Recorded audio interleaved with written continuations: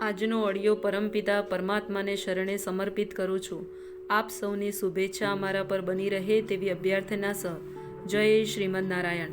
શ્રીમદ ભગવદ્ ગીતા પરમેશ્વરનું જ્ઞાન નામનો 7મો અધ્યાય, શ્લોક 8.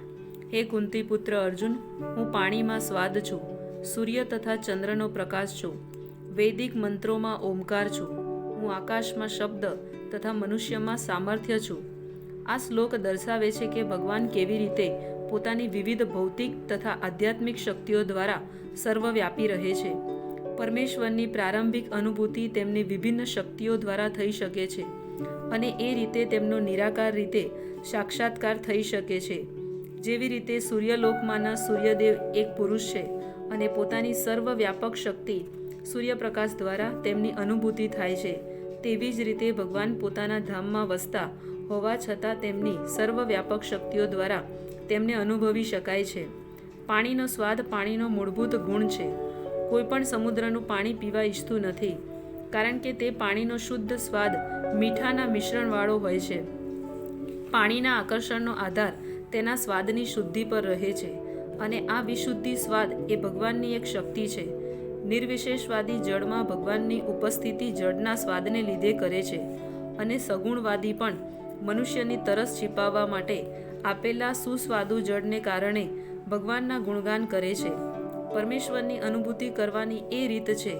વ્યવહારમાં સગુણવાદ તથા નિરાકારવાદમાં કોઈ સંઘર્ષ નથી.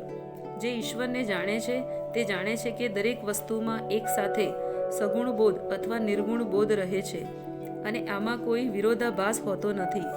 માટે જ ભગવાન ચૈતન્યએ પોતાનો શુદ્ધ સિદ્ધાંત પ્રતિપાદિત કર્યો છે. તેને અચિત્ય ભેદ અને અભેદ તત્વ અચિત્ય ભેદાભેદ કહે છે. સૂર્ય તથા ચંદ્ર પ્રકાશ પણ મૂળમાં બ્રહ્મજ્યોતિમાંથી નીકળે છે. બ્રહ્મજ્યોતિ એ ભગવાનનો નિર્વિશેષ તેજ છે. પ્રણવ અથવા ઓમકાર દરેક વૈદિક મંત્રના પ્રારંભમાં ભગવાનને સંબોધના અર્થે પ્રયોજાયેલો દિવ્ય ધ્વનિ છે. નિર્વિશેષવાદીઓ પરમેશ્વર કૃષ્ણને તેમના અસંખ્ય નામો દ્વારા બોલાવવામાં બહુ ડરતા હોય છે. તેથી તેઓ દિવ્ય ધ્વનિ ઓમકારનું ઉચ્ચારણ કરે છે, પરંતુ તેમને આની લેશ માત્ર અનુભૂતિ નથી થતી કે ઓમકાર કૃષ્ણનું જ શબ્દ સ્વરૂપ છે. કૃષ્ણ ભાવના મૃતનું કાર્યક્ષેત્ર વ્યાપક છે અને જે આ કૃષ્ણ ભાવનાને જાણે છે તે ધન્ય છે. જે મનુષ્ય કૃષ્ણને જાણતા નથી તેઓ મોહગ્રસ્ત રહે છે. માટે કૃષ્ણ વિશેનું જ્ઞાન હોવું એ મુક્તિ છે અને તેમના વિશેનું અજ્ઞાન હોવું એ બંધન છે. જય શ્રીમદ નારાયણ.